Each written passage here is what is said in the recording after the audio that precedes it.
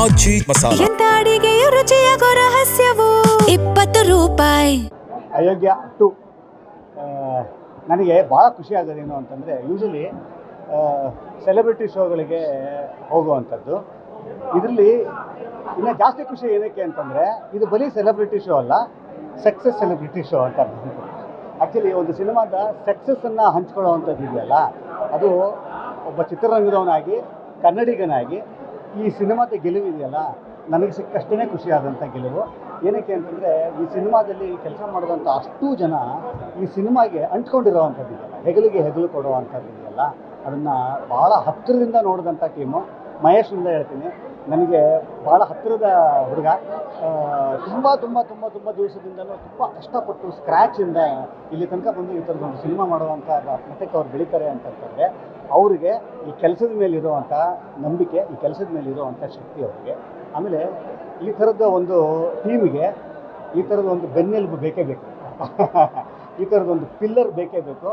ಇವತ್ತು ನಾನು ಸತೀಶ್ ಅವರು ಈ ಸಿನಿಮಾದ ನಾಯಕ ನಟರು, ಆದರೆ ಇದ್ರ ಜೊತೆಯಲ್ಲಿ ಒಂದಿಷ್ಟು ನಾಯಕ ನಟರನ್ನ ನೋಡ್ತಾ ಇದ್ದೀನಿ.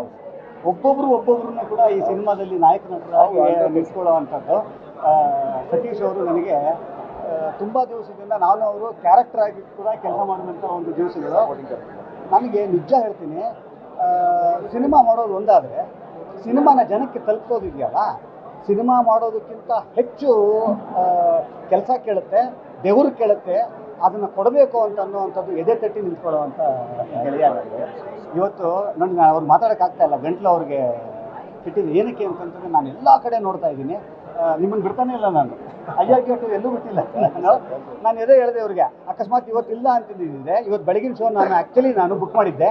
ನಾನು ಹೇಳಿದೆ ಅವ್ರಿಗೆ, ನಾನು ಹೋಗಬೇಕಾಗಿತ್ತು ಅಂತ. ಆ ಥರ ಕರೆಯೋದಲ್ಲ, ನಮಗೆ ಹೋಗಬೇಕು ಅಂತ ಅನ್ಸೋವಂಥ ಒಂದು ಸಿನಿಮಾ ಇದಾಗಬೇಕು. ಖಂಡಿತವಾಗ್ಲೂ ಭಾಳ ದಿವಸ ಆಗಿತ್ತು ನಗುವಿನ ಒಂದು ಸಿನಿಮಾ ನಮಗೆ ಬಂದು.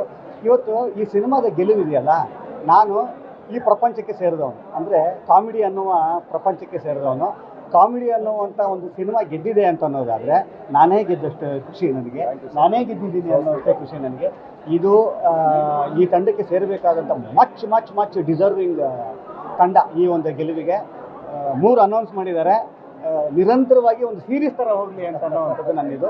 ಮನೆ ಮಂದಿ ಎಲ್ಲ ಕುತ್ಕೊಂಡು, ಹೆಸರಿಗೆ ಮಾತ್ರ ಇದು ಅಯೋಗ್ಯ ಅಂತ ಅನ್ನೋವಂಥದ್ದು, ಆದರೆ ಇವರೆಲ್ಲ ಸೇರಿಕೊಂಡು ಮನೆ ಮಂದಿ ಎಲ್ಲ ಕುತ್ಕೊಂಡು ನೋಡಿ ನಕ್ಕು ನಲಿಬೋದಾದಂಥ ಯೋಗ್ಯವಾದ ಸಿನಿಮಾ.